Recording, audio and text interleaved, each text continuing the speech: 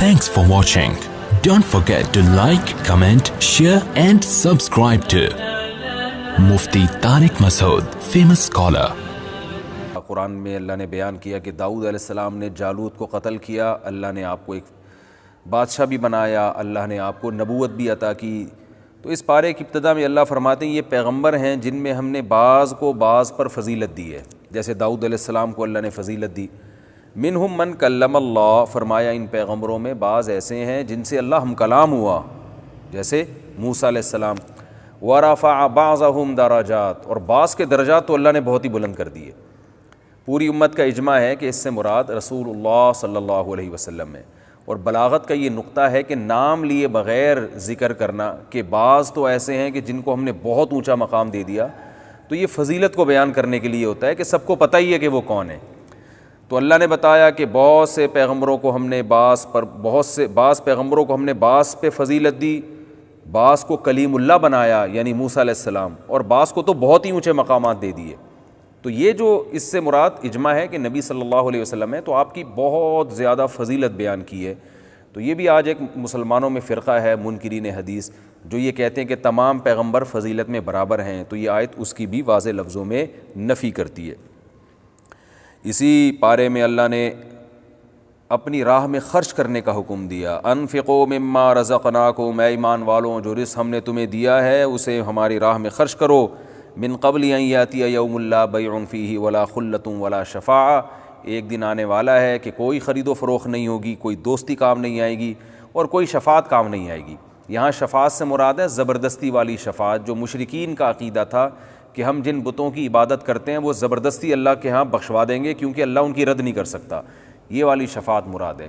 اور کافر کی شفاعت نہیں ہو سکتی، جو مومن کی شفاعت ہے، جو نبی صلی اللہ علیہ وسلم اور علماء اور بزرگان دین کریں گے، وہ شفاعت قرآن ہی سے ثابت ہے۔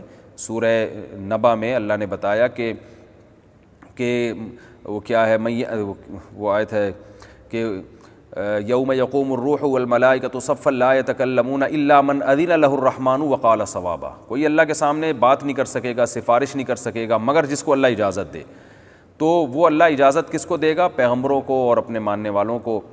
اور کس کے لیے دے گا؟ وقال صوابا، اور وہ بات بھی درست کرے، یعنی جس کی شفاعت کی میں اجازت دوں انہی کی شفاعت کرے۔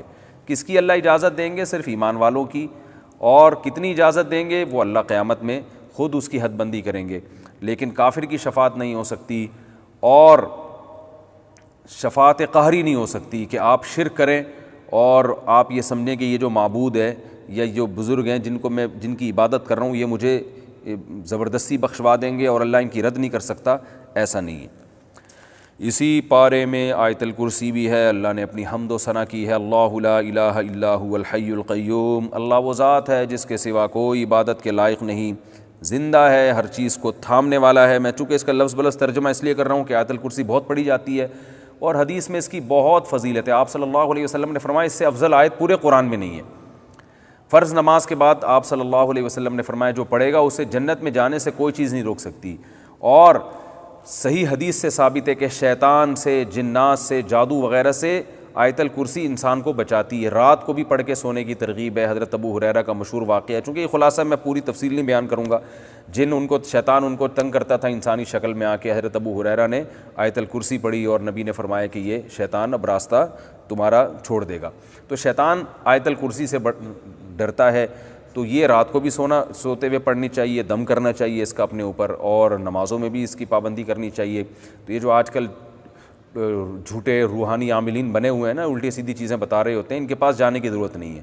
کسی پہ جن ہو یا کوئی ایسا مسئلہ ہو جادو، آیت الکرسی پڑھ کے اس پہ دم کریں۔ تو اللہ وہ ذات ہے جس کے سوا کوئی عبادت کے لائق نہیں۔ اور یاد رکھیں جتنا مفہوم ذہن میں رکھ کے جب دم کریں گے تو زیادہ فائدہ ہوگا، اور مفہوم ذہن میں رکھ کے پڑھیں گے تو زیادہ ثواب ملے گا۔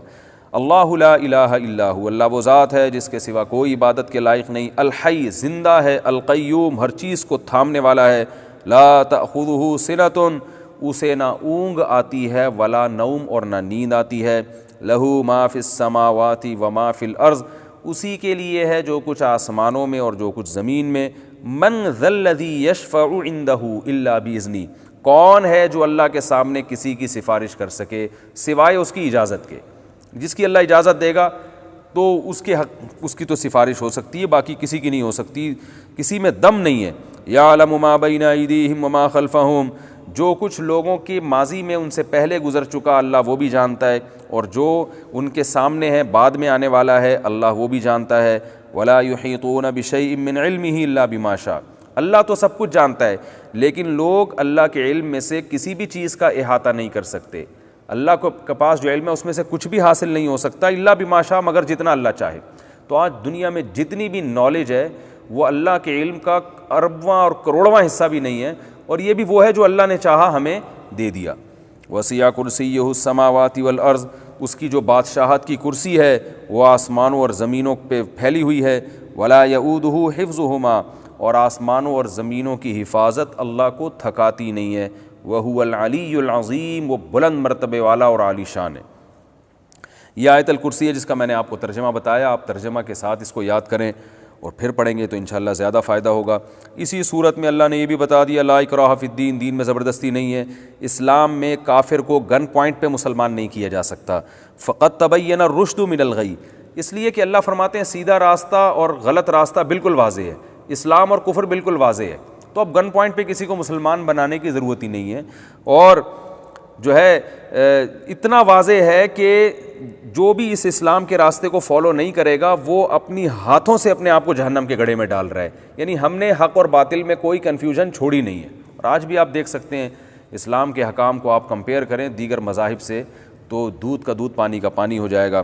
فَمَن يَكْفُرْ بِالطَّاغُوتِ وَيُؤْمِن بِاللَّهِ فَقَدِ اسْتَمْسَكَ بِالْعُرْوَةِ الْوُثْقَىٰ، فرمایا جو اللہ پر ایمان لائے اور شیطان کا انکار کرے، اسلام کو فالو کرے تو ایسے جیسے مضبوط چھلے کو تھام لیا۔ کوئی دریا میں ڈوب رہا ہو نا اور مضبوط کڑی کو تھام لے تو بچت ہو جاتی ہے۔ تو اللہ فرماتے ہیں یہ دنیا بھی حوادث کا اور شیطانی جو ہے نا اس میں تصرفات ہوتے ہیں، گمراہیاں پھیلتی ہیں، جو اسلام کے چھلے کو پکڑ لے گا تو وہ بچ جائے گا۔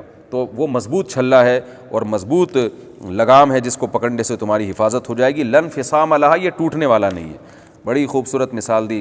اور اللہ نے یہ بھی فرمایا اللہ ولی الذین آمنوا یخرجہم من الظلمات الی النور، ایمان والوں کا اللہ دوست ہے، ان کو گمراہی سے روشنی کی طرف لاتا ہے۔ یعنی جب آپ اسلام کو فالو کرتے ہیں نا تو آہستہ آہستہ آپ کے سامنے ہدایت کے راستے اور کھلتے چلے جاتے ہیں، حق اور باطل اور ممتاز ہوتا چلا جاتا ہے، اور جو اسلام کو فالو نہیں کرتے تو وہ اور زیادہ گمراہی کی طرف چلے جاتے ہیں۔ اس کی مثال دیکھ لیں آپ، یورپ اسلام کو فالو نہیں کر رہا، کیسے کیسے گمراہانہ قانون بنتے چلے جا رہے ہیں۔ گے میرج کو حلال کر دیا، کچھ انسانی سوچنے کی بات ہے، شراب حلال ہے، زنا حلال ہے، گمراہی میں پڑتے چلے جا رہے ہیں، اور اب پتہ نہیں کیا کیا چیزیں حلال ہونے والی ہیں، اللہ کی پناہ۔ تو اللہ فرماتے ہیں ایمان والے جو ایمان کو فالو کرتے ہیں روزانہ ان کی ہدایت بڑھتی ہے، اور جو اسلام کو فالو نہیں کرتا وہ گمراہی سے گمراہی کی طرف چلے جاتے ہیں، اور آئندہ اور زیادہ گمراہ ہو جائیں گے وہ۔